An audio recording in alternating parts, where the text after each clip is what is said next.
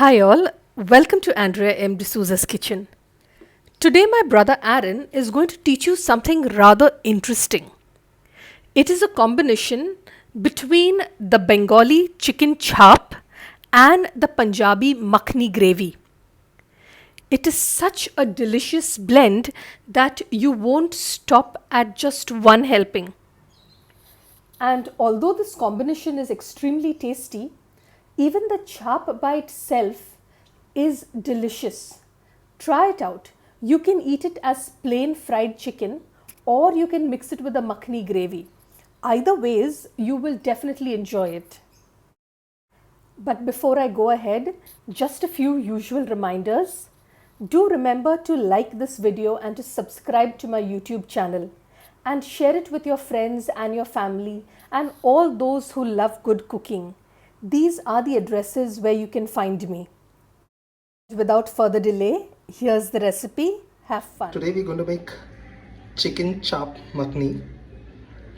We'll need around 500 grams of boneless chicken legs, 2 tablespoons of vinegar, 1 tablespoon of coriander powder, 4 tablespoons of gram powder, 1 teaspoon of salt, 1 tablespoon of mustard paste, 2 tablespoons of chili powder, 1 teaspoon chili flakes, 1 teaspoon cumin powder, a little more than 1 tablespoon of ginger garlic paste, half teaspoon of nutmeg, 1 teaspoon of pepper powder, 8 tablespoons of curds. We're going to take a separate bowl, add the gram powder, the chili powder, the coriander powder, the pepper, the cumin powder, the chili flakes, the salt, the nutmeg, the mustard paste, the curds, the ginger garlic paste, and finally the vinegar. Now we're going to mix all of this. So we've mixed it up all well. Now we're going to keep this aside and take the chicken. Take a plastic wrap, put in the chicken there, cover it, and then take a grinding stone, or if you have any heavy object that will do as well, and smash the chicken. Or the chicken needs to get flat. So let me do that. Here you see a chicken is nice and flat. I'll keep doing it for the rest of the chicken pieces. After I flatten the chicken, I'm going to throw in the chicken piece into the marination. The chicken is all mashed and put into the marination. Let's mix it up. It's best to use your hands while marinating the chicken because it gets marinated well. Now we're going to add our secret ingredient. So I've taken a bowl, placed it inside the marination. So I'm taking a piece of coal and heating it up on the gas. This is going to take a while.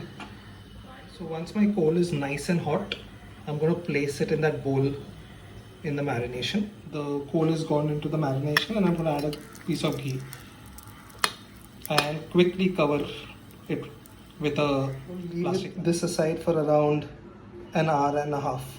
So now we're going to make the makhani. The ingredients are as follows: 4 to 5 green elaichi, 1 teaspoon of jeera, 2 finely chopped onions, 4 to 5 Kashmiri mirchis, 1 kilo of chopped tomato, 1/4 teaspoon of haldi powder, 1 teaspoon of garam masala, 1 tablespoon of coriander powder, 1 tablespoon of ginger garlic paste, 1 teaspoon of kasuri methi, and some salt. Also, not to forget, around 10 to 15 cashew nuts soaked in warm water.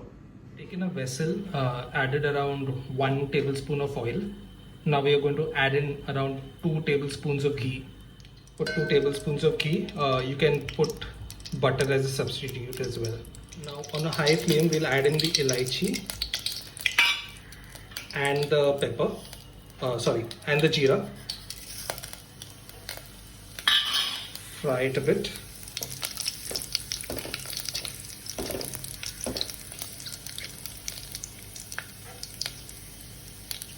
In around a minute's time, let's add in the onions.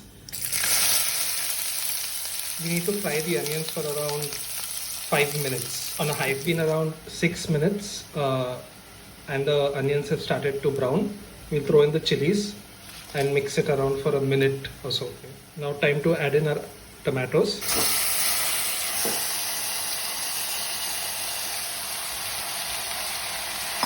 The ginger garlic.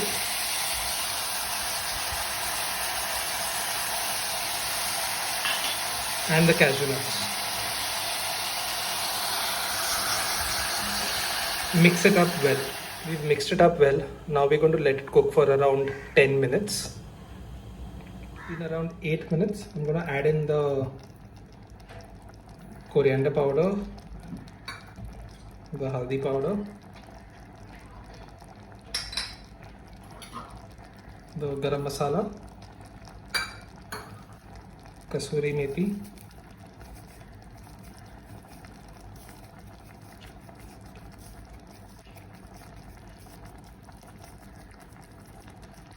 and the salt, and give it a nice stir. After adding all the masalas, we'll give it another 6 to 8 minutes. Keep stirring it and mixing it up well. It's been a good 12 minutes that our gravy is on the gas. I'm going to add around 600 ml of water.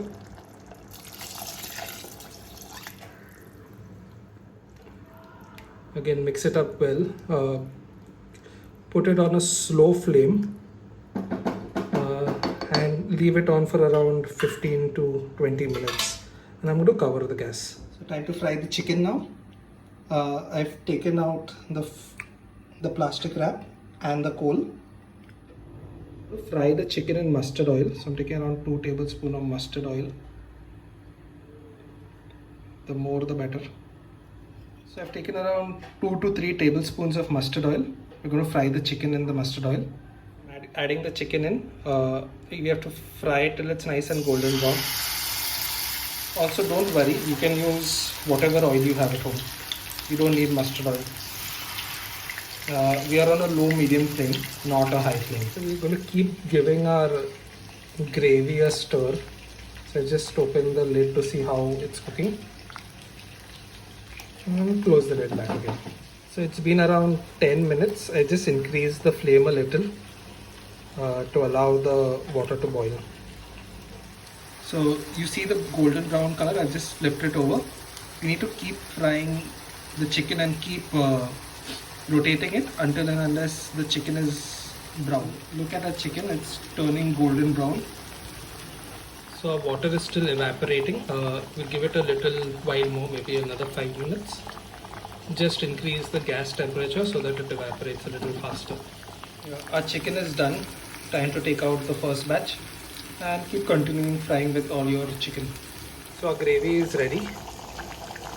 Time to switch off the gas and let it cool down before we mix it up in a blender.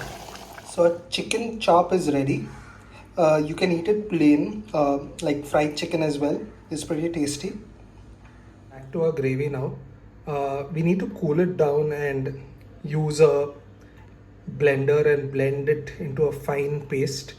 But I'm going to use a hand blender instead, and hopefully it should all become paste.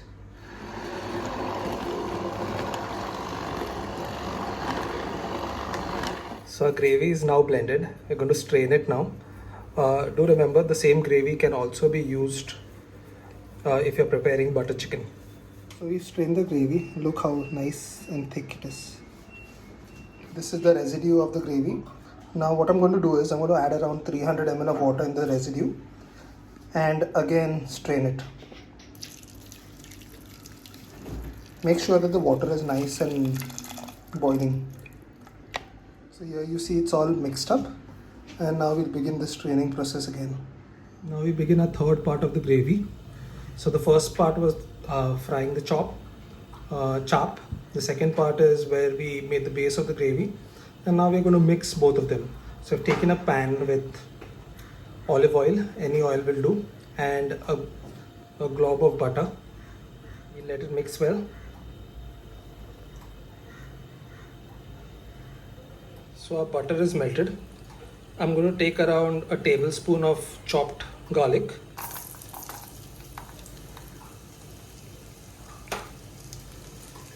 3 to 4 chilies sliced, and an inch of ginger. And let's mix it up well for a minute. See them becoming a little brown. I've taken one onion and I've finely chopped it, and I'm going to add it. And we're going to let it fry for around 3 to 4 minutes till they become golden brown. So our onions are now turning golden brown. I'm going to add around 1 teaspoon of chili powder. The flame is still high. Let's mix it up on a high flame for a minute. So it's been a minute now. Time to add the strained gravy. To remember, I've not mixed the water to the gravy, the additional 300 ml, but it's left aside. So this is just the gravy.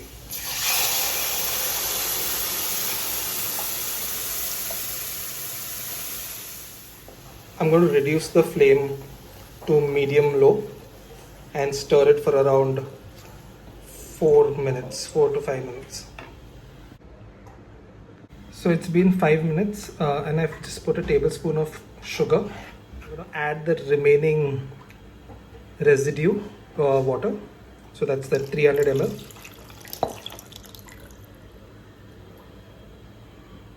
Give it a stir, and on a medium high flame let it cook for around 5 to 8 minutes again till you see it boiling. So it's been around 5 to 6 minutes and you see the gravy started to boil. I'm going to throw in the chicken now.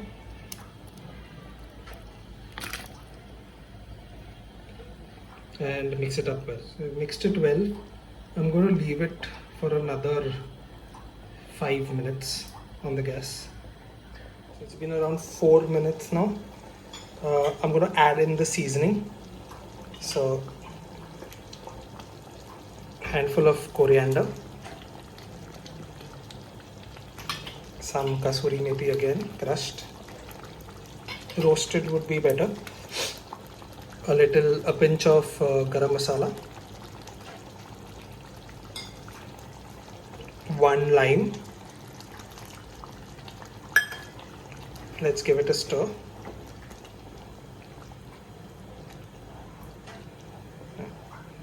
I'm going to reduce the gas to a low flame now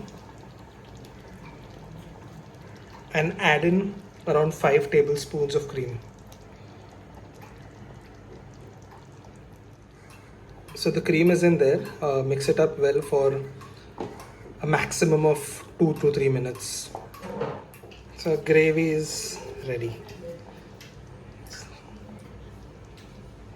The thickness is just right. Thank you. This chaap makhani was extremely tasty and we had it with parathas. You can also enjoy it with plain rice or jeera rice, or even with chapatis or puris, or even the chicken plain if you like. You don't need to add it to the makhani gravy. And if you're making this makhani gravy, you can also use it the next time for butter chicken or paneer or any other vegetable of your choice. It will definitely taste good. So do try this recipe out, and I'm looking forward to the mails, the SMSs, the pictures you send me, and all your feedback. So do remember to send me your feedback and also to subscribe to my YouTube channel and to like my videos. Have a great day ahead.